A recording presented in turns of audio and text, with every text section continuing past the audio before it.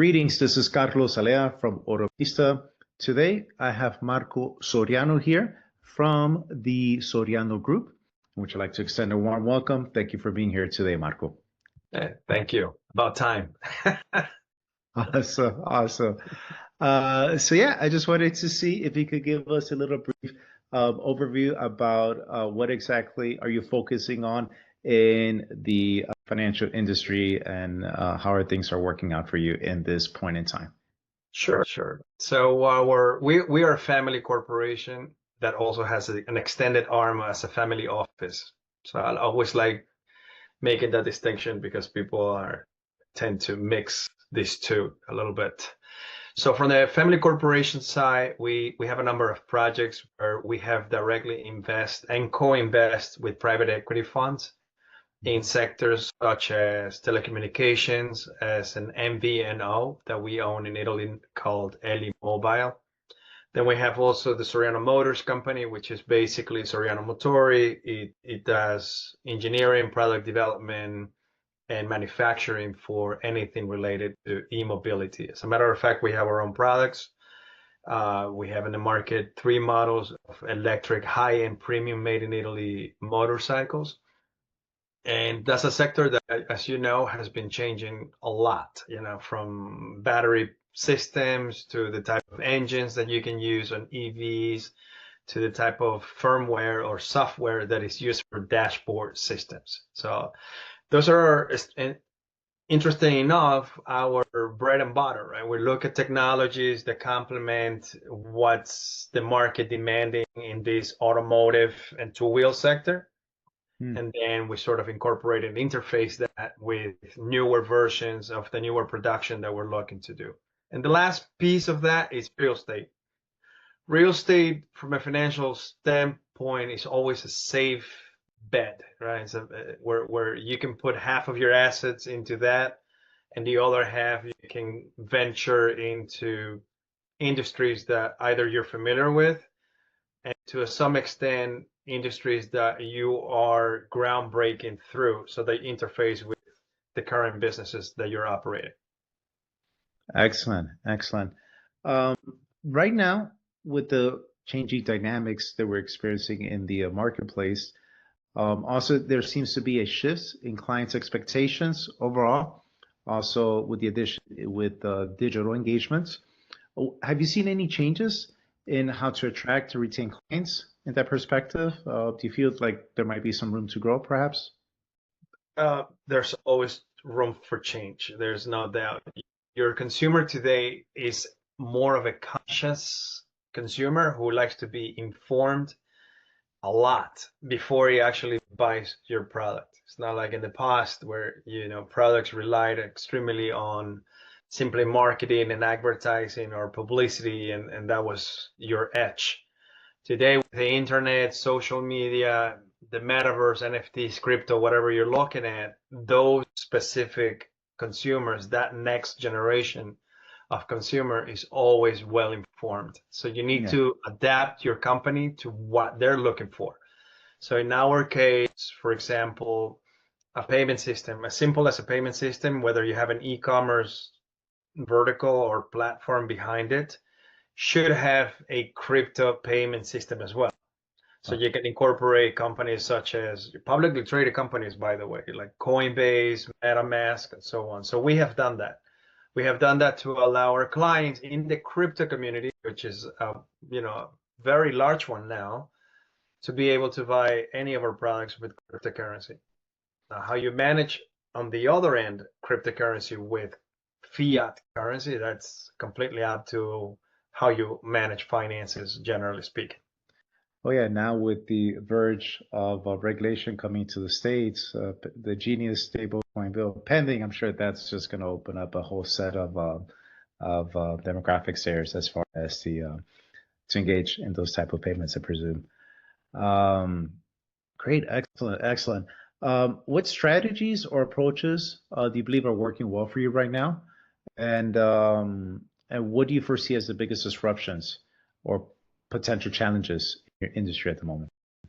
Very broad question, right? Like strategies as a chairman or a high-level executive in our family corporation and family office, we tend to have challenges with the geopolitical and stages because Yeah. they're very uncertain.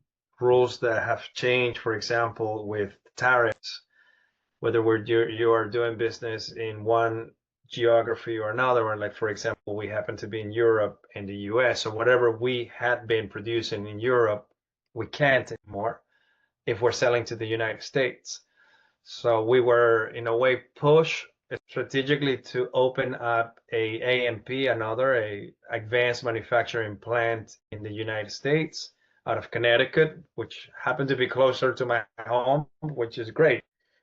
But again, if your company is not nimble, niche, and fully adaptable to these sort of changes, it really creates a lot of challenges financially, where companies are either pushed, if they're too small, to close, or if they're medium sized, they probably have to downsize their employees.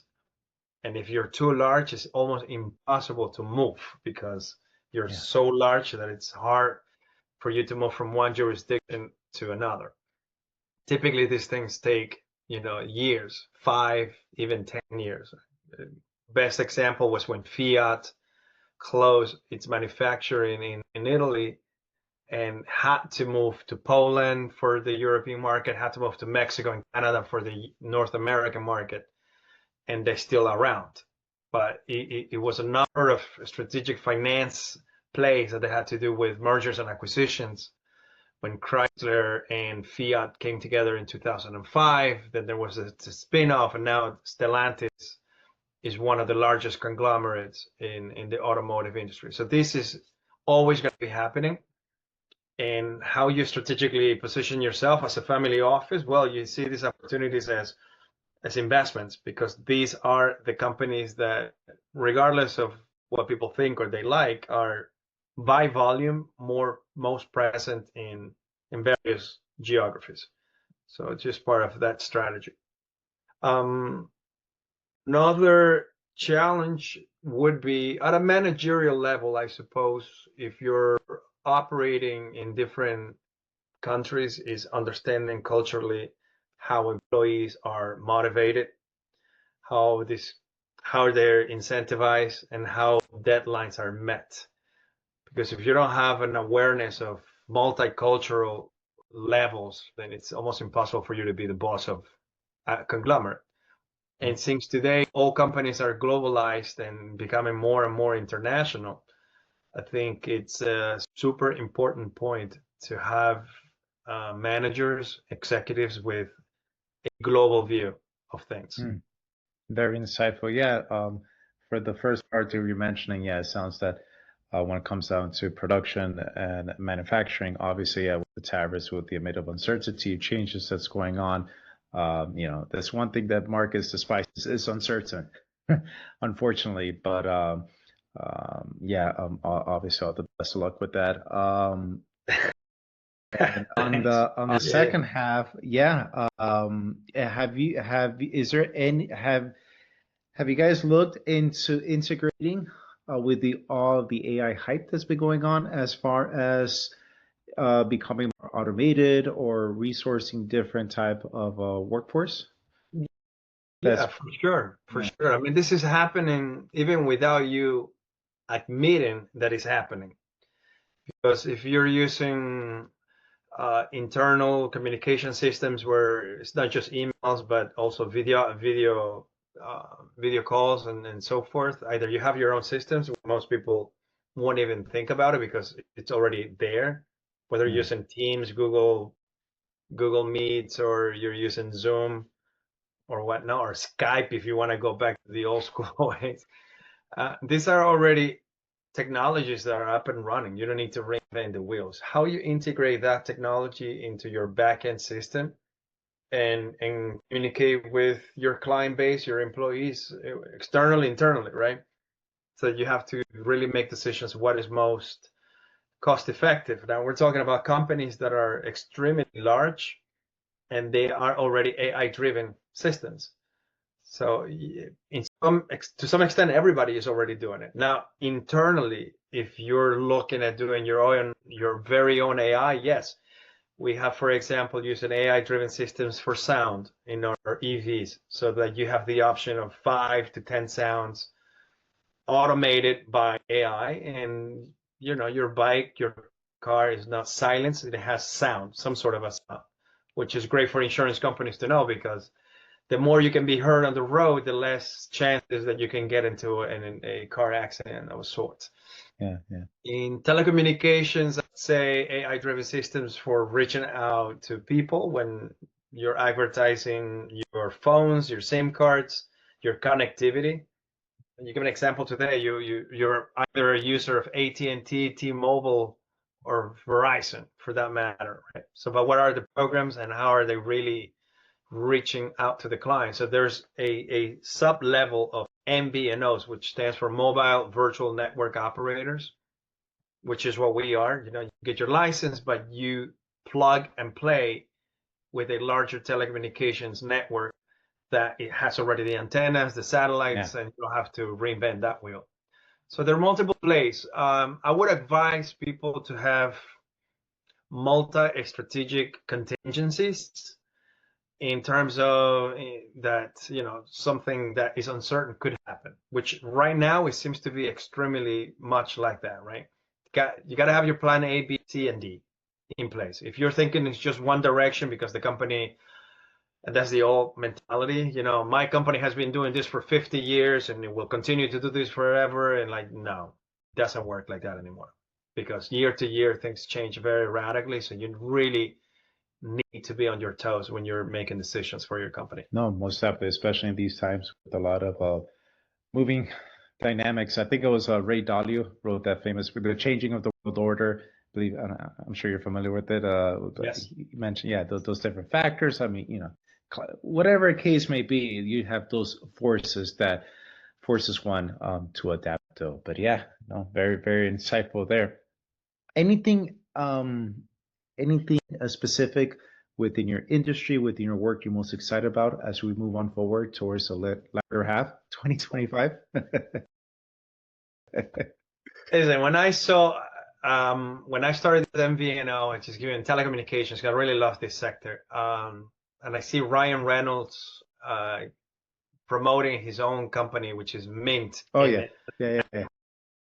Right, right. So he's a figure, he's a celebrity. Of course, he's Yeah. gonna draw all the clients in the world. Like if I were to make this kind of publicity ads, no, I'm not Flow from Progressive. You understand?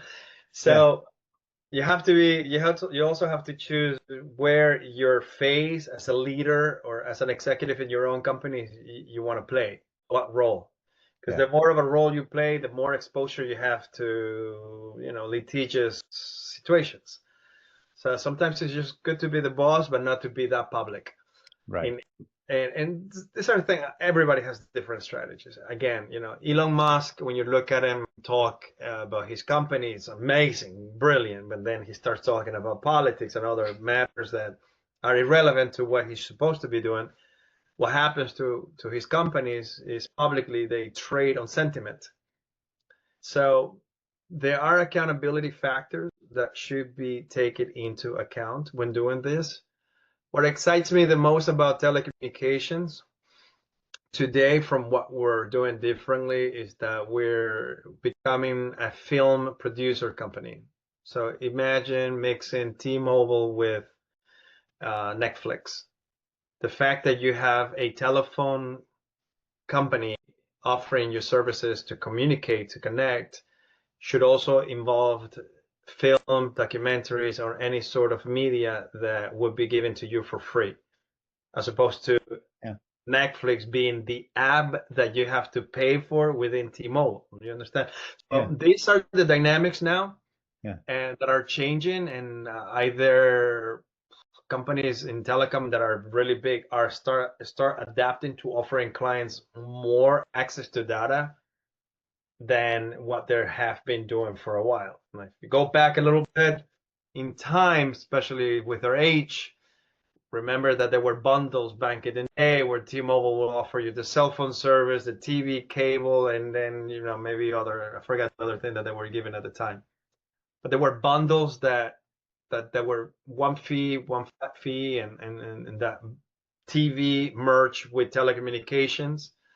And then all of a sudden now telecommunications need to go digital too and start offering you media or movies access to your mobile phone. Because most people are, instead of being in front of a television or computer, they'd rather be in front of a tablet or their iPhones or phones or Androids, whatever they are, watching movies, videos, and data. So this is a shift in the paradigm that we're studying, and we're hoping to be always on top of the technology that's available. Very insightful. There definitely seems sniffing up a trend over there. Very, very interesting. Yeah, those are small things. I mean, I've throughout the years, I like to pride myself on catching up on some trends, and then later on, just out of melancholy, did not refrain from not having acted upon it. That's always good. Always being able to try to be 2-3 steps ahead. Sure. Looking past over the past few years, or few months, or few years, any key lessons you guys have learned that shaped your approach going forward? Man, the learning curve never ends, as an entrepreneur, as an investor, as a family office, because you are dealing ultimately with people all the time, and people can be also uncertain. Personalities change, personalities at work, personalities that you have to deal with. So you have to be a mix of a psychologist slash manager slash colleague, and these are factors that not every manager is a good manager. So how do you lead your company, or how do you build the organizational culture that you want for your own family, for your own legacy, for your own companies? And that's something that you will constantly learn as you open up to new ways, to new trends. Perhaps you're the one that wants to be the trendsetter, in the industry. And for example, in fashion, I mean, you look at some of the fashion shows, and definitely, you will never wear any of the stuff that they would show on the runways. But these are strategies just to kind of get the voice out in the media. Whether you're a fanatic of one brand or two or three in your life, that's the decision that the consumer makes. And I'm sure you have your preferred fashion clothing that you would wear. Most likely one of them is Italian, and I'm pretty sure of that. The same in the automotive sector, the same in the gastronomy, the kind of food that you like to eat, And this is one of the main reasons that we're doing it in Italy, because Italy tends to be very attractive to the world, to the consumers, and it's probably one of the top 3 in anybody's life. So we are in that space, we're trending in that environment, in that geography, and the lifestyle component is really what we're embracing these days. I'm actually married to an Italian, well, half Austrian, half Italian, and we're actually going to Italy soon in the next few weeks. And every time I see her father, I would say, every year I come to Italy, I mean, it's always a shame. The economy is always a mess. Nobody can go, but what never goes out of style is the love for food, the love for fashion, and also for a good taste. Yes, in these side of things. So that's something that's never gone out of style, though. That's so it's true. An equilibrium. Yeah, it's something that I still question myself, my family too, but I don't know. That's the cultural awareness that I was mentioning earlier. Also adapting yourself to labor laws. Labor laws in Europe are completely different to the United States. But the quality of food is so much higher, so at least there's some compensation. Compensate, yeah. Excellent. Phenomenal. Yes, very, very insightful. Actually, you're my first guest that I have here that's actually dealing within the manufacturing, the telecommunication side of things. So that definitely gives a very different perspective. Do you believe with the Genius Stable Coin Act, when the regulation comes through, I note that you're mentioning you're updating, you're up to date with receiving crypto payments. Do you believe, aside from the payment system, there will be any use case utility you might be adapting towards that, or something you're looking and exploring, or is that just something for payments? No, well, first accept the payment in crypto and then convert it to what you need it, right? Yeah. If you need cash, if you need dollars, if you need euros, the beauty of dealing with crypto is that you avoid banking fees, to some extent, forex rates fees, which right now are insane, the dollar euro, Mm. 20%. There are mechanisms that you can use in order to save a great deal of money once you are in revenue mode. In some extent, and we have done this, we had a team of tech guys and PR based in South America and Argentina who did not want to be paid in Argentine pesos or dollars. They wanted to be paid in crypto. Mm. And that was the first case that we did, and it worked perfectly for us. And we were invested in cryptocurrency and using the same cryptocurrency to pay our employees down in South America. So, and that was an awakening moment when I realized, well, hold on a minute. If people are willing to accept a form of payment in crypto and we are accepting payment ourselves, then there is a currency to be had, whether it's Genius or whether it's Bitcoin or any other cryptocurrency. It's the same concept of monetary policy worldwide. If people are willing to trade in Chinese currency versus euros or dollars, that is really up to them. So what is the definitive factor that convinces you, the consumer or the transaction person, to accept dollars, euros, or Chinese currency? And it comes down to trust. Yeah. It comes down to trust. In that event, the U.S. central banks, the Fed, they're printing so much money and making that money available worldwide that it shows abundance, and therefore you have transactions that are preferably done in U.S. dollars. Yeah. If you go to Latin America, all of Latin America would rather take U.S. dollars than their own currencies, for that matter. And that's because of the trust and the strength that the country brings through their banking system. Right. So the same thing is going to be in crypto. They have to work on building the trust, and they have to build a banking system that can really produce enough of these cryptocurrencies for distribution worldwide that people can accept them as a Excellent. form Yeah. of So it payment. sounds like you're looking more as a form of payment, as a faster form of settlement, also to decrease the fees, and also the lagging effects that the banking system still has not up to Yeah, date.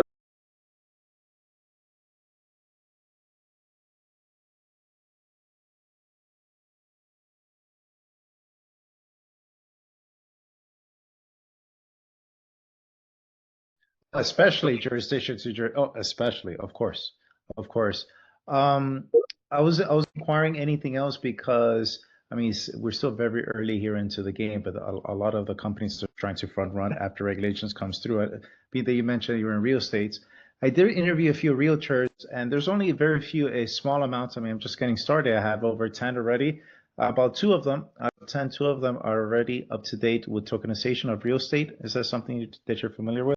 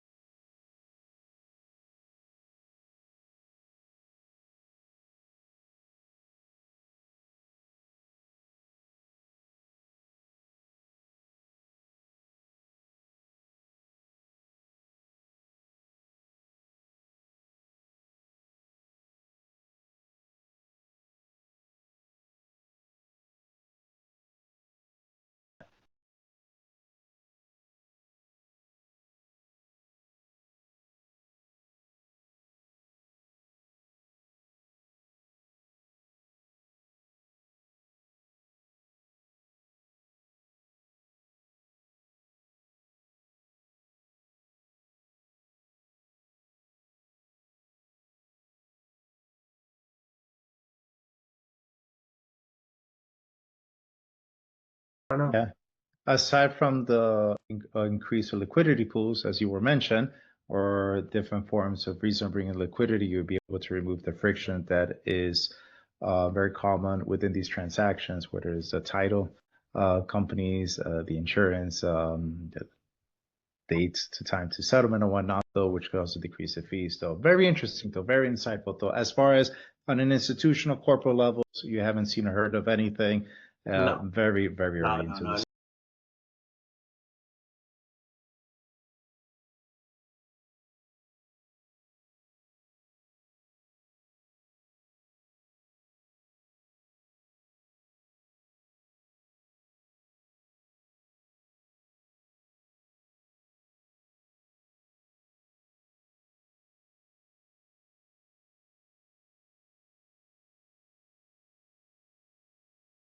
Awesome. Very great. Well, it's good to know that we're still very early into the game. So if there's any Oh developers yeah, for sure, or for whatnot, sure, for though, there's sure. still Without still a room doubt. to start building. Awesome. Very insightful. Thank you so much here, Marco. Where can viewers find you, get in contact if they want to reach out for any sort of business proposition?